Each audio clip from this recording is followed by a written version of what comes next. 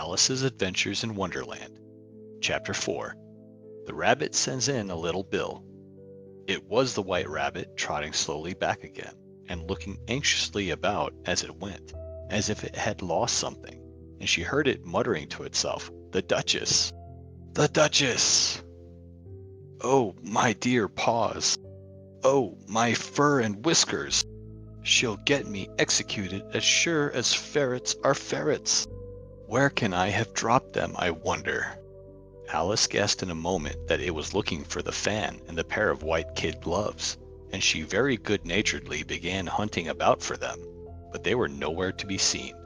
Everything seemed to have changed since her swim in the pool, and the great hall, with the glass table and the little door, had vanished completely.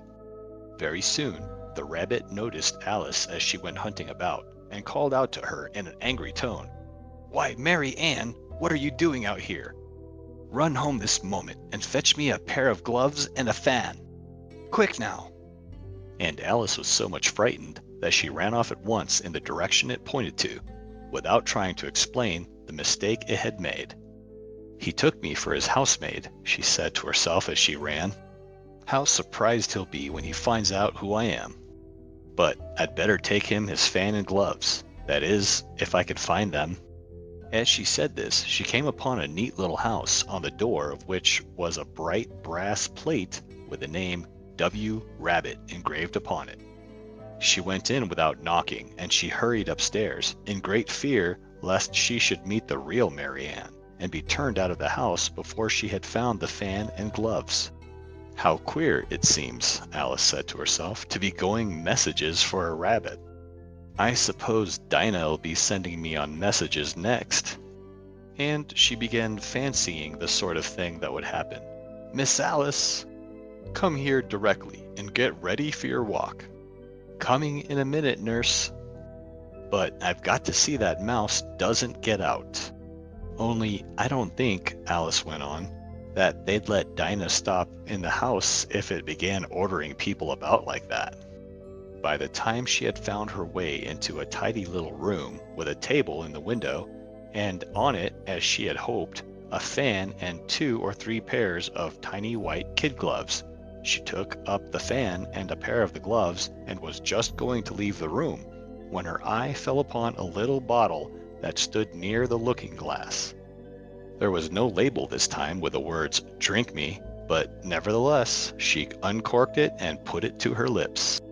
"I know something interesting is sure to happen," she said to herself, "whenever I eat or drink anything, so I'll just see what this bottle does.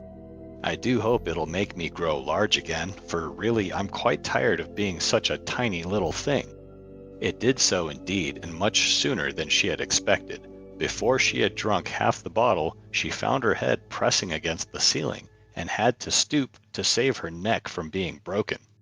She hastily put down the bottle. "Hope I shan't grow any more. As it is, I can't get out the door.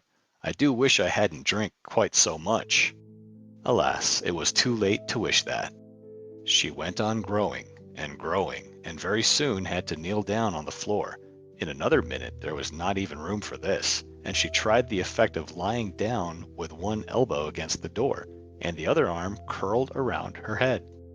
She still went on growing, and, as a last resource, she put one arm out of the window and one foot up the chimney, and said to herself, "Now I can do no more, whatever happens. What will become of me?" Luckily for Alice, the little magic bottle had now had its full effect, and she grew no larger. Still, it was very uncomfortable, and, as there seemed to be no sort of chance of her ever getting out of the room again, no wonder she felt unhappy. It was much pleasanter at home, thought poor Alice, when one wasn't always growing larger and smaller and being ordered about by mice and rabbits. I almost wish I hadn't gone down that rabbit hole, and yet it's rather curious, this sort of life. I do wonder what can have happened to me. When I used to read fairy tales, I fancied that kind of thing never happened, and now here I am, in the middle of one. There ought to be a book written about me, that there ought. And when I grow up, I'll write one. But I'm grown up now," she added in a sorrowful tone. At least there's no room to grow up anymore here. But then, thought Alice, shall I never get any older than I am now? That'll be a comfort, one way, never to be an old woman, but then always to have lessons to learn. Oh, I shouldn't like that. Oh, you foolish Alice, she answered herself. How can you learn lessons in here? Why, there's hardly room for you, and no room at all for any lesson books. And so she went on, taking first one side and then the other, and making quite a conversation of it altogether. But after a few minutes, she heard a voice outside and stopped to listen. "Mary Ann! Mary Ann," said the voice. "Fetch me my gloves this moment." Then came a little pattering of feet on the stairs. Alice knew it was the rabbit coming to look for her, and she trembled till she shook the house, quite forgetting that she was now about 1,000 times as large as the rabbit, and had no reason to be afraid of it. Presently, the rabbit came up to the door and tried to open it, but as the door opened inwards, and Alice's elbow was pressing hard against it, that attempt proved a failure. Alice heard it say to itself, "Then I'll go round and get in at the window." That you won't, thought Alice, and after waiting till she fancied she heard the rabbit just under the window, she suddenly spread out her hand and made a snatch in the air. She did not get a hold of anything, but she heard a little shriek and a fall and a crash of broken glass, from which she had concluded that it was just possible it had fallen into a cucumber frame or something of the sort. Next came an angry voice, the rabbit's. "Pat! Pat! Where are you?" And then a voice she had never heard before.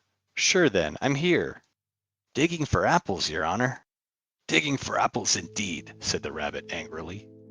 "Here, come and help me out of this." Sounds of more broken glass. "Now tell me, Pat, what's that in the window?" "Sure, it's an arm, your honor." He pronounced it arum. "An arm, you goose. Who ever saw one that size?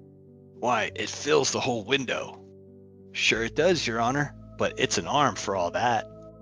"Well, it's got no business there. At any rate, go and take it away." There was a long silence after this, and Alice could only hear whispers now and then, such as, "Sure, I don't like it, your honor, at all, at all." "Do as I tell you, you coward." And at last she spread out her hand again and made another snatch in the air. This time there were 2 little shrieks and more sounds of broken glass. What a number of cucumber frames there must be, thought Alice. I wonder what they'll do next. As for pulling me out of the window, I only wish they could. I am sure I don't want to stay in here any longer. She waited for some time without hearing anything more. At last came a rumbling of little cartwheels, and the sound of a good many voices all talking together. She made out the words, "Where's the other ladder?" "Why, I hadn't to bring but one. Bill's got the other. Bill, fetch it here, lad." "Here, put 'em up here at this corner. No, tie 'em together first. They don't reach half high enough yet. Oh, they'll do well enough. Don't be particular. Here, Bill, catch hold of this rope. Will the roof bear? Mind that loose slate. Oh, it's coming down. Heads below." A loud crash. "Now who did that?" "It was Bill, I fancy. Who's to go down the chimney?" "Nay, I shan't." "You do it." "That I won't then." "Bill's to go down. Here, Bill, the master says you're to go down the chimney." "Oh." "So Bill's got to come down the chimney, has he?" said Alice to herself. "Shy, they seem to put everything upon Bill. I wouldn't be in Bill's place for a good deal. This fireplace is narrow, to be sure, but I think I can kick a little." She drew her foot as far down the chimney as she could, and waited till she heard a little animal. She couldn't guess of what sort it was, scratching and scrambling about in the chimney close above her. Then, saying to herself, "This is Bill," she gave one sharp kick and waited to see what would happen next. The first thing she heard was a general chorus of, "There goes Bill." Then the rabbit's voice along, "Catch him, you, by the hedge." Then silence. Then another confusion of voices. "Hold up his head. Brandy now. Don't choke him. How was it, old fellow?" What happened to you? Tell us all about it." Last came a little feeble squeaking voice. "That's Bill," thought Alice. "Well, I hardly know. No more, thank ye. I'm better now, but I'm a deal too flustered to tell you. All I know is, something comes at me like a jack-in-the-box, and up I go like a skyrocket." "So you did, old fellow," said the others. "We must burn the house down," said the rabbit's voice, and Alice called out as loud as she could, "If you do, I'll set Dinah at you." There was a dead silence instantly, and Alice thought to herself, "I wonder what they will do next. If they had any sense, they'd take the roof off." After a minute or two, they began moving about again, and Alice heard the rabbit say, "A barrowful will do to begin with." A barrow full of what? thought Alice, but she had not long to doubt, for the next moment a shower of little pebbles came rattling in at the window, and some of them hit her in the face.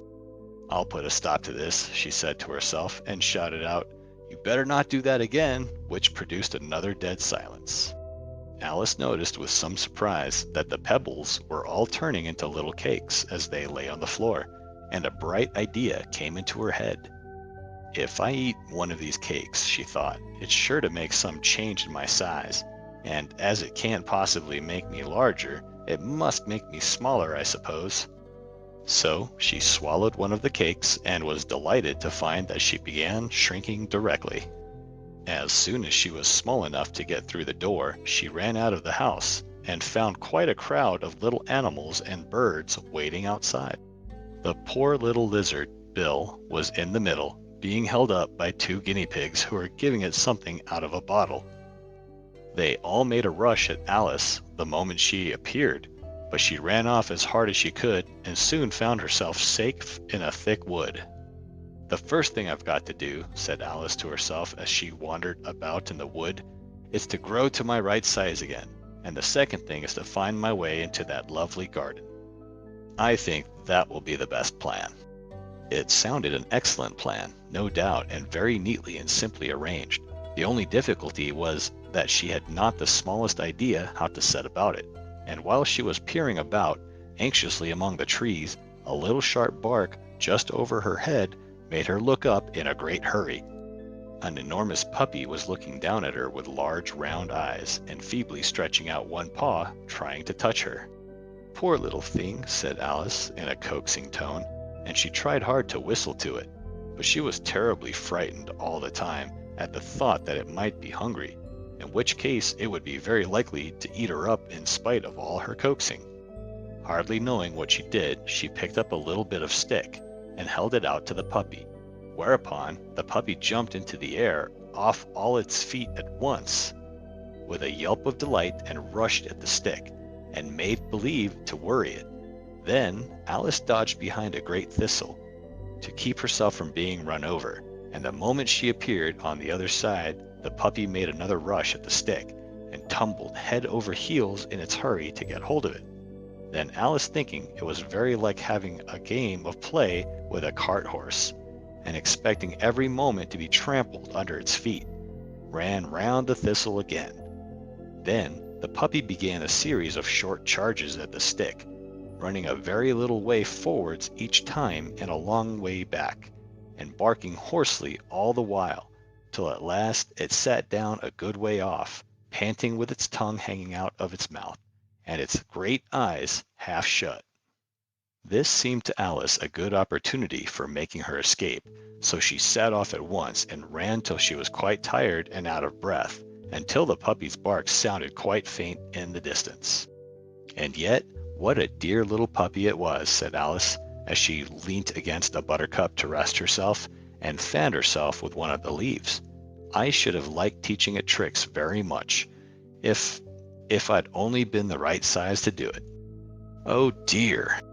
I'd nearly forgotten that I've got to grow up again. Let me see, how is it to be managed? I suppose I ought to eat or drink something or other, but the great question is, what?" The great question certainly was, what? Alice looked all around her at the flowers and the blades of grass, but she did not see anything that looked like the right thing to eat or drink under the circumstances. There was a large mushroom growing near her, about the same height as herself, and when she had looked under it and on both sides of it and behind it, it occurred to her that she might as well look and see what was on the top of it.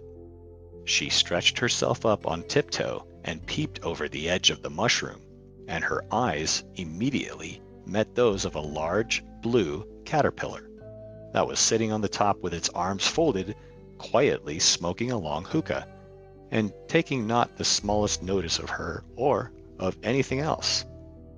That's all of this adventure for now. Tune in next time for Chapter 5, Advice from a Caterpillar. Please like and subscribe so we can keep bringing you more content. Cheers!